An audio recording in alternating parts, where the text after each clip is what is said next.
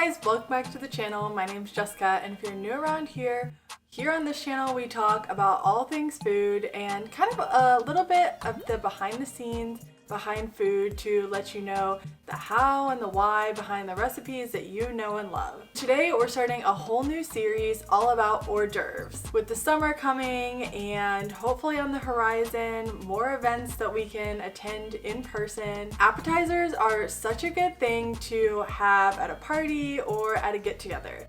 So I want to dedicate these next upcoming weeks to talking all about hors d'oeuvres. If you've been following along for a while, you may have seen my Liquor 101 series back in December where we talked all about the basics of common liquors to get you more kind of familiar with how to use them.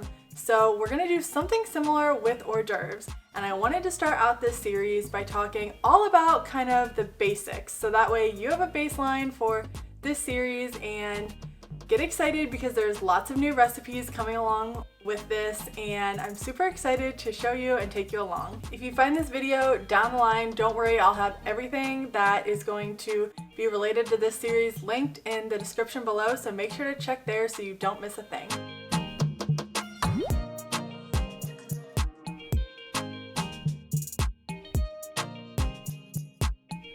So let's get started, and let's first jump in to talk about what are hors d'oeuvres. So hors d'oeuvres is a French word, and no, it's not pronounced hors d'oeuvres. And technically what it translates to is outside the work, meaning that back in the day, the service staff at a restaurant used to be in charge of preparing little bite-sized appetizers for guests to eat before their meal came out. And the meal was typically prepared by the kitchen staff. So it was kind of outside of the work of the kitchen staff to prepare these little bites. Now nowadays that's not necessarily the case. It's kind of irrelevant, but that is where the word came from. So you may be wondering, what is the technical difference between an hors d'oeuvre and an appetizer? Well, there's not too much difference, but if we want to get a little bit technical, technically hors d'oeuvres are supposed to be served before the meal to kind of whet your appetite, while an appetizer is served almost like a first course as part of the meal. When preparing hors d'oeuvres, there aren't necessarily hard and fast rules. You can kind of use your imagination. But there are some general guidelines and principles to kind of keep in the back of your mind when you're thinking about hors d'oeuvres. Usually they are small and bite-sized. You also want to make sure that they are visually appealing. That is really important. Flavor is also another important aspect, so make sure to keep that at the forefront of your mind. You don't want anything too powerful, but you do want to make sure the flavor is there. Finally, the flavor should complement whatever dishes are going to follow, but try not to repeat the exact same flavors. So now that you know what an hors d'oeuvre is, let's kind of dig into some examples. There are two kind of main categories of hors d'oeuvres: hot hors d'oeuvres and cold hors d'oeuvres. So let's first start with some cold hors d'oeuvre examples. First up, we have canapés. Now, canapés are small, open-faced sandwiches, and usually they're consistent of a base, which can either be a bread, cracker, a cucumber, and then a spread on top of that, so either an herbed butter or cream cheese, and then of course, to finish it off, some garnishes on top. Up next, we have crudités, and these are raw or slightly blanched vegetables that are served alongside usually like a dip. Some examples can include broccoli, carrots, celery, any of those, and so many more. Dip is actually our third category of cold hors d'oeuvres, and they are usually served alongside either crudités or crackers, chips, something along those lines. Fourth, we have caviar, and these are the salted roe or the eggs of the sturgeon fish. This is considered a more elegant and kind of special hors d'oeuvre, as usually this is a little pricier than other types of hors d'oeuvres. You can get anything from beluga caviar, which is going to be the more pricier kind of caviar, all the way down to pressed caviar, which is a little bit cheaper. Fifth and last of the cold hors d'oeuvres, we have sushi and sashimi, which I have a whole video about how to make some Americanized version of the sushi that we know and love. So definitely check that out if you're interested in learning how to make this. So let's move on to talk about hot hors d'oeuvres. And these aren't quite as easy to define as cold hors d'oeuvres. There's quite a lot of hot hors d'oeuvres, and a lot of different examples, so I'm just gonna touch on a few. First up, we have small little meat skewers or brochette.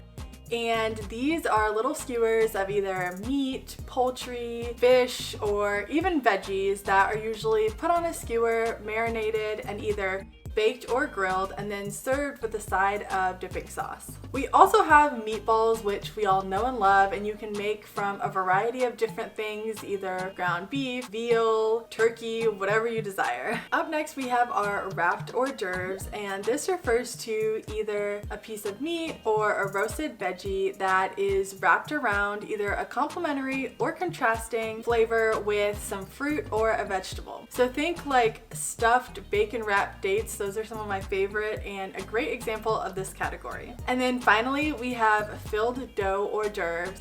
And these kind of encompass a wide category. So it could be either phyllo dough or a savory stuffed pie or even puff pastry. And typically with these items, you'll see that something is kind of stuffed inside either a meat or a veggie based item. I hope those examples kind of help give you an idea of what are considered hors d'oeuvres.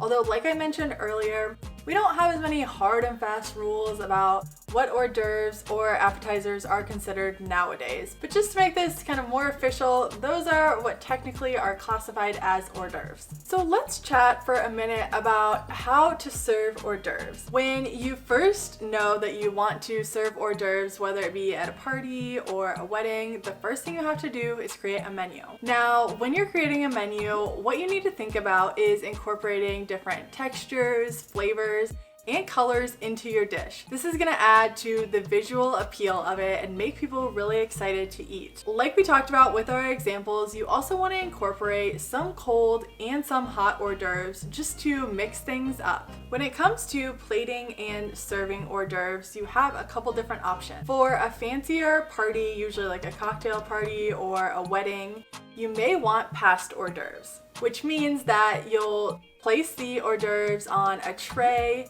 and usually you have a wait staff that carries them around and kind of passes them to all the guests so they can pick up a little bite and eat it. If you're doing this, you do want to make sure that whatever you display is actually bite-sized, because people don't want to be holding a little appetizer for 4 or 5 bites. And you also want to make sure that you have a container that can easily be picked up with your hand. This probably isn't something we would do in our everyday lives. It would have to be more of a fancy occasion, but it is one way to serve hors d'oeuvres. Your other option is a buffet style, meaning that you can either have one long buffet table or you can have multiple little tables, and you can get some trays, bowls, baskets, and you can serve your hors d'oeuvres in a visually pleasing manner on your buffet tables. This is also a good option if you have lots of hot hors d'oeuvres that need to be kept hot or held at a certain temperature, because you can use chafing dishes, or if you're at home, even use something like a crock pot to